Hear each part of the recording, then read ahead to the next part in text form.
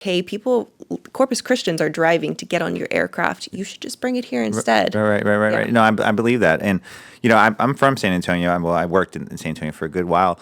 And while I was there, that's when I saw kind of the same kind of vision of the airport, like more direct flights. They were being a little more aggressive about their approach too. Welcome to United We Podcast, the official podcast of the United Corpus Christi Chamber of Commerce, the only chamber podcast in South Texas. I'm your host, Al Ariola Jr., and we're here to explore the latest business insights, community stories, and opportunities shaping the coastal bend. Whether you're a business owner or just passionate about our region, you're in the right place. Let's dive in. Welcome back, Chamber family and friends, to United We Podcast. Today we are joined by Lacey Guzman from Corpus Christi International Airport, and you're actually also an LCC this year, right? I am. Yeah. Well, Lacey, thanks for joining us today. Thank you for having me. So, let's talk before, I guess I want to pick your brain on your experience in LCC, but before we talk about that, airport, pretty busy place, and it's continuing to get busier and busier. Mm-hmm. And recently we made that big announcement that I think most people know about, but for those that don't, you want to share what's going on? Yeah, so now from Corpus Christi, you can fly nonstop to Denver on Frontier Airlines twice a week. And so that just didn't happen overnight, right? Not at all. No, I mean you want to get maybe folks familiar with the process, because it is a process. It isn't just, hey, we have this idea, we want to go here now and let's go. No, it's a process. It takes years, for sure. We've been working on it for years, and it's definitely a misconception that, hey, why isn't the airport working on new routes? Mm-hmm. We have been for a very long time. Right. We got new leadership in 2020, and they came in and we're kind of like, why haven't we done this before? Why are we focused on maintaining and not growing? Right. And so it's definitely twofold. It's being present at these airline meetings and going to these speed dating conferences where you sit down across from an airline and talk about Corpus Christi with them, that we weren't doing. But also the cost of the airport was too high. So what we've been doing in the past 5 years is lowering that cost to the airlines. And so since I've been at the airport for 2 years, we've been going to these meetings. We meet with airlines 3 to 4 times a year, and we literally have 20 minutes to sit down with them, pitch Corpus Christi to them, and tell them why they should pick us out of everyone else in the nation. And so, even with Frontier, it took a while to get Frontier to buy into that Denver narrative. We met with them in February and had a really great meeting with them, a follow-up in May, another meeting in June before they finally were like, let's try it. So it definitely takes a really long time. And I know a lot of people have asked us, well, why Denver? Right. Why didn't you pick Vegas or Orlando? Sure, I hear that too. Which I totally understand. Unfortunately, airport doesn't pick. It's kind of whichever airline chooses to bite first. Well, Frontier is a pretty big airline, and I think it's seen in the budget class, I guess, right? Or the what is that? What I'm getting correct? Yeah, we would call it a low cost carrier. Low cost carrier. Yeah. But out of the low cost carriers, I would say it's probably the best, one of the best, if not the best. It was the first, which is great. They've been operating for 30 plus years. And that's what I was going to get at. So out of they are primarily out of Denver. Is that? Yeah, right, that's where their hub is. Yes. Yeah, and so in many ways too, that's another hub for us. That never mind Denver, but you want to see the world, it probably could get you there too, huh? Yeah, we have a lot of people that just go west in general, and Denver is a great hub for that, for going west. And so you can now connect. You don't have to just go to Denver. You can connect on to California or Utah or wherever else. Well, and you mentioned that we had to make our case and compel them. And what do you think got them? What aside from, I want to talk about the minimum revenue guarantee, but aside from that, what?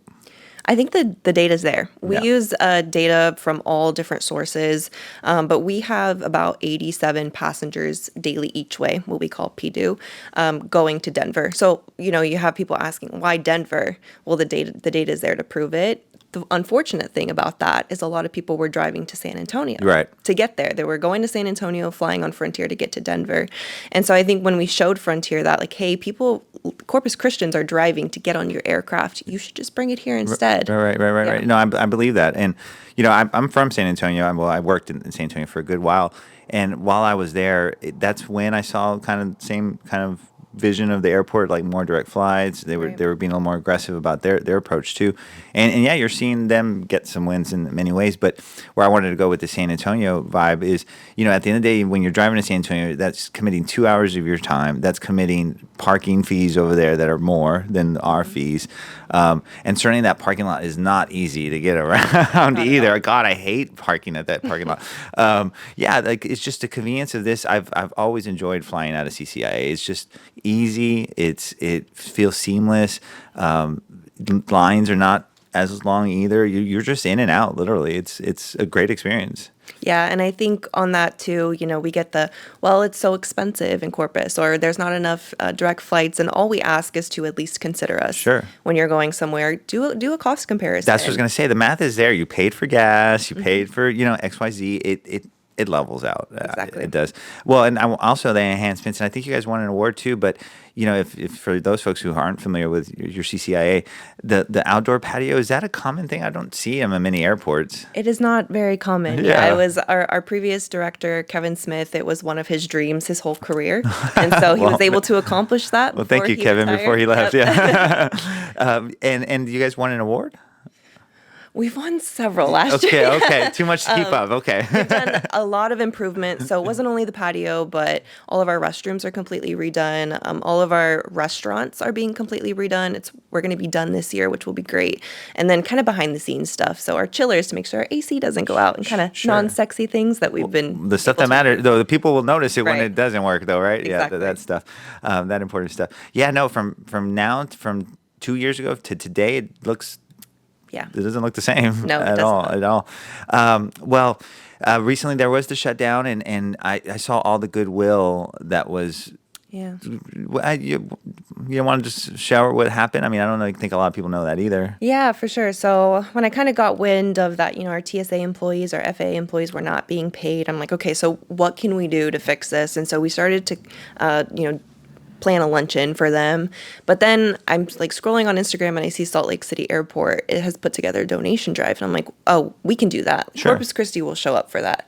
And so literally saw it on a Friday. It was set up on a Monday and couldn't keep up with the I amount of saw that. I donations saw that we that. were getting, which is a great problem to have. And then we had some restaurants, some food trucks reach out and ask to provide free lunch for those workers. So it's been really great to see the community support. And for those that aren't, like you mentioned, aren't aware, during shutdown, those decisions that policymakers, they do have consequences all the way down to the people level, to the person.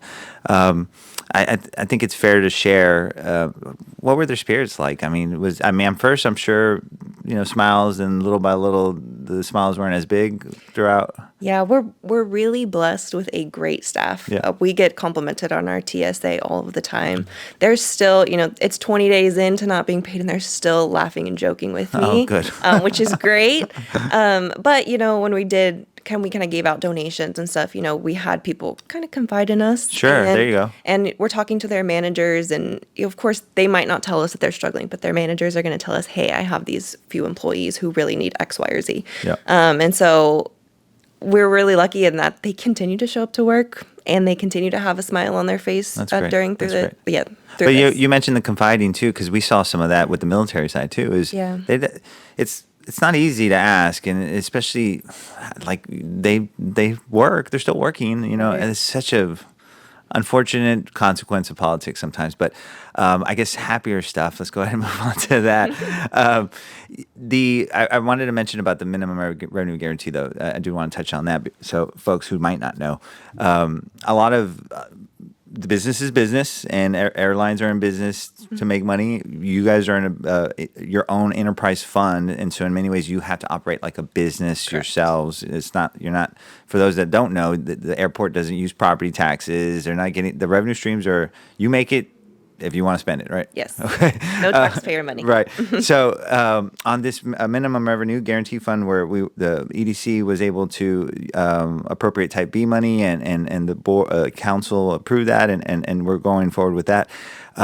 What's the threshold? Are we supposed to hit like 80% of the flight, or 100% of the flight, or? Based on kind of our math, it's hard when you're reaching a revenue goal. Sure. To kind of understand that, because you have people paying for bags, and so I got you. So it's a big equation. Okay. But we're wanting to hit about 70%. 70. And how are we doing so far? So I had a meeting last week. We're doing okay. Okay. The real test for us is going to be Thanksgiving and Christmas. Yeah. So what we really need is for Corpus Christians to go out to Denver for the holidays. They told us a good indicator of the future of this market is going to be how good we do during peak periods. During peak period. Yeah. Well, and what I was worried about was the shutdown stuff.